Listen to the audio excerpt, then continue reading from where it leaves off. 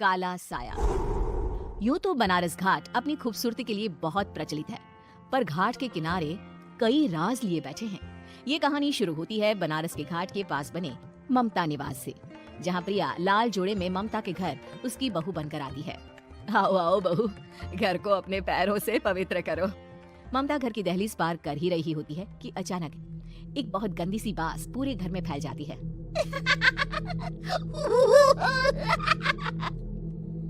ये बदबू और ये आवाजें, ये कौन हंस रहा है माँ? अब ये पड़ोसी ना हमारे थोड़े अलग से है। कहाँ हम शाकाहारी और ये मांस मच्छी खाने वाले। छोड़, तू ध्यान मत दे और गृह प्रवेश कर। और हाँ बहू, अपनी सास की एक बात हमेशा याद रखना, इन पड़ोसियों से तो कभी बात नहीं करेगी। अच्छे लोग नहीं है ये। अपनी सास की ये बात मानेगी ना बेटा? हाँ माँ, जो आपकी मर्जी, मैं उनसे बात नहीं करूंगी। अगले दिन प्रिया अपनी पहली रसोई बनाने रसोई घर में जाती है। ये छोकी बात तो नाक में जा रही है। एक काम करती हूँ, खिड़की खोल देती हूँ। प्रिया खिड़की खोलने जाती है।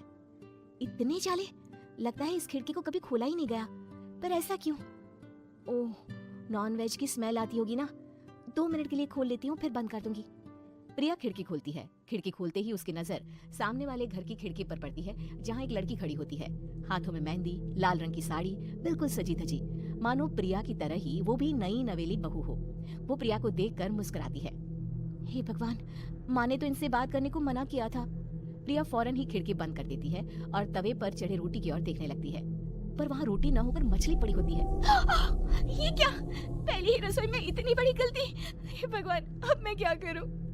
प्रिया बहुत डर जाती है और फौरन रसोई की सफाई करने और फिर सभी के लिए खाना बनाने लग जाती है। जब वो सबको खाना परोसती है, सब तो ठीक है, मैं बेकार में चिंता कर रही थी। हे भगवान, ऐसे ही बस अपनी कृपा बनाए रखना। रात के वक्त जब सब सो रहे होते हैं, तब प्रिया को पायल की आवाज सुनाई देती है, जिससे उसकी आंख खुल जाती है।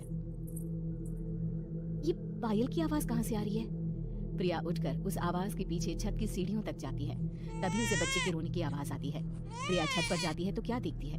वही लाल साड़ी वाली लड़की अपनी गोद में एक नवजात बच्चे को घुमा घुमा कर सुला रही है। तभी प्रिया की नजर उसके पेट पर पड़ती है। ओह गॉड, ये तो प्रेग्नेंट भी है। सुनिए, बच्चा सो नहीं रहा है क्या?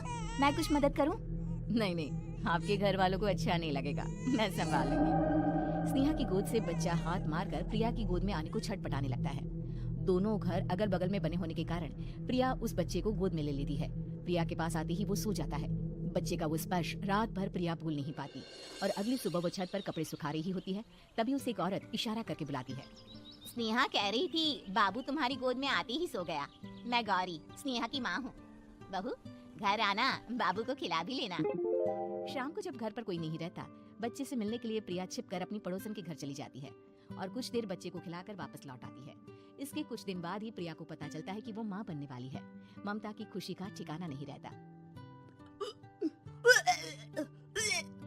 माँ जी, पता नहीं क्यों उल्टी आ रही है। प्रिया भागती हुई वॉशरूम में जाती है तो हरे और लाल रंग की उल्टी करती है। उस उल्टी में से कीड़े निकलते हैं। ये क्या? खून और ये कीड़े!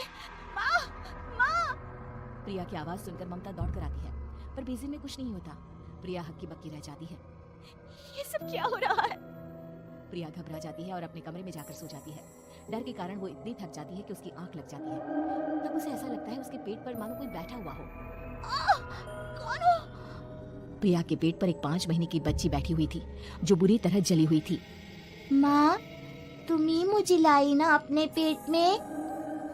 मैं तुम्हारी माँ नहीं हूँ। कौन हो तुम? माँ, देखो मैं जल गई बुरी तरह से। 6 महीने पेट में रहने को भी मुझे नहीं मिला। सहला दो ना माँ। बचाओ! बचाओ! माँ! ममता दौड़कर कमरे में आती है। प्रिया की बातें सुनकर वो सब समझ जाती है। तू कहीं बगल वाले घर में तो नहीं जाकर आई ना बहू? मुझे माफ कर दो, मैं गई थी माँ।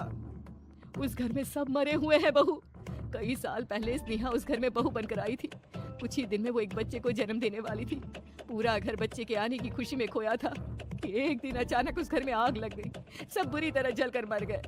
गौरी आज भी दादी बनने का इंतजार कर रही है और इसीलिए स्नेहा ने अपना अजन्मा बच्चा तुम्हारी कोख में डाल दिया।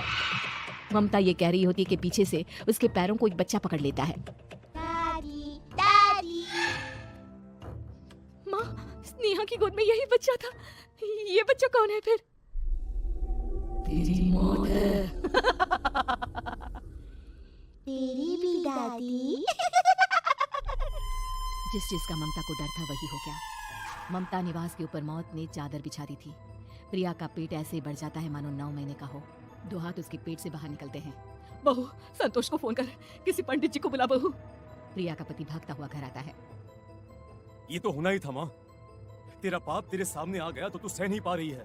स्नेहा घर में आग लगी नहीं थी, माँ ने लगाई थी, प्रॉपर्टी की लालच में। और वो बच्चा मेरी पहली पत्नी का बच्चा है, मेरा बेटा, जो कि उस आग की चपेट का शिकार हो गया था।